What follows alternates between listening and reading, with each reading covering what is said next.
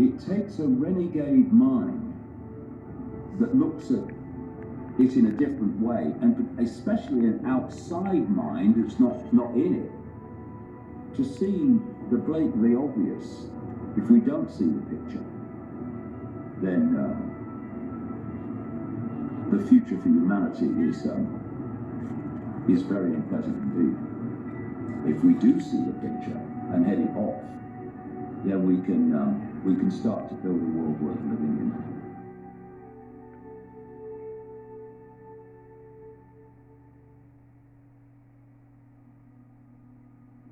People have reminded me over the years of that famous quote by Gandhi, which said, first they ignore you, then they laugh at you, then they fight you, then you win.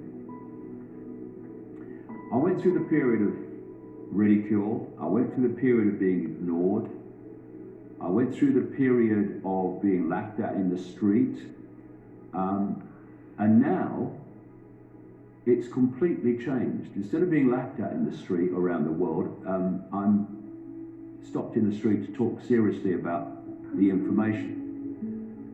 Instead of wondering where the next audience is coming from, as I used to say, I could have spoken in a phone box for many years and there'd still be room. The interest is fantastic.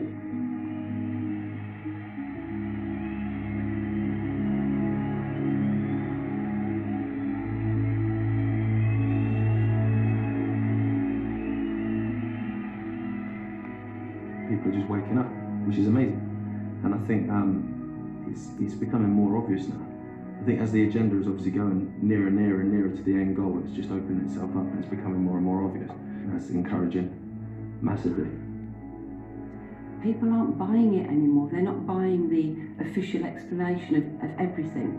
And just more and more people are mistrusting of their mainstream media sources and their politicians and so on, because they've been given so many examples over the years that they can't be trusted. I feel the genie's out of the bottle and it's not going back. We had a tax imposed in the 1980s by Margaret Thatcher called the poll tax. It was a desperately unjust tax, and large numbers of people simply refused to pay the tax. What happened? They had to change the tax and drop it. Not only that, it was the start of the end for Margaret Thatcher, who was perceived as the Iron Lady and who was impregnable. And all people have done is say, no, not doing it. Someone comes out of Downing Street, someone comes out of the White House. They say, we've had a meeting and this is what's going to happen. What if enough people say, we're not doing it. We're not doing it. Where is their power? There is none. The power of the few is in the acquiescence of the many. And if we stop acquiescing with our own enslavement, we cannot be enslaved. We are at a fork in the road. If we go on as we are, we'll live in a fascistic Orwellian global state within decades. And I'm being seriously optimistic when I say decades. If we take our power back and we start questioning and we stop fighting among ourselves, then 7.5 billion people can't be controlled by a handful. If the 7.5 billion A know what's going on and B won't have it.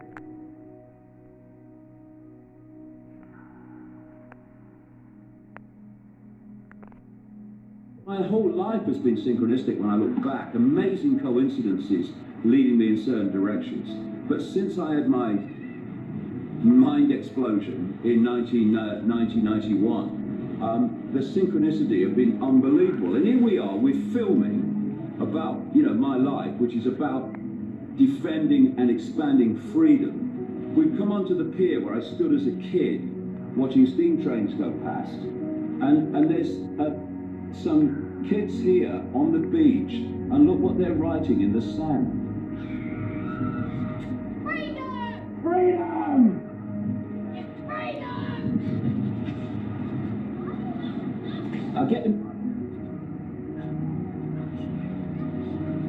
I get emotional with it. Because of what's happening in the world compared with what could be happening.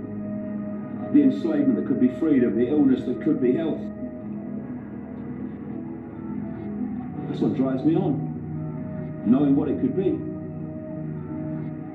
I can see it, traveling around the world and seeing people awakening, seeing through the bullshit, seeing through the hoax, seeing through the manipulation, which is what is holding us in servitude.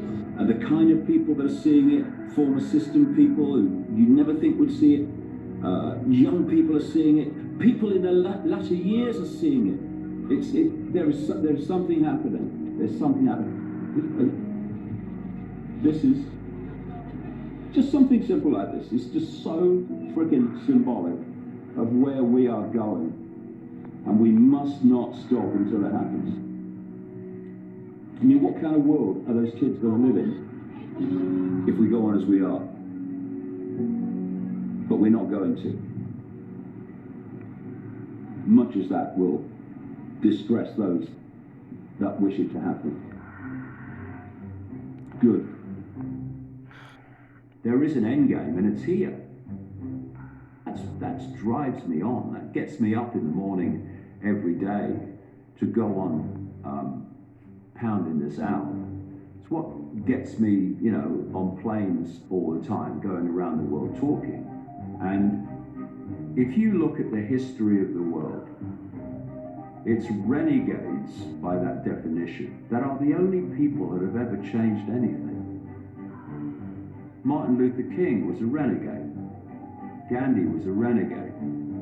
Over and over again, across all the institutions, you've had medical renegades and scientific renegades, political renegades, and they're always the ones that change anything. Why?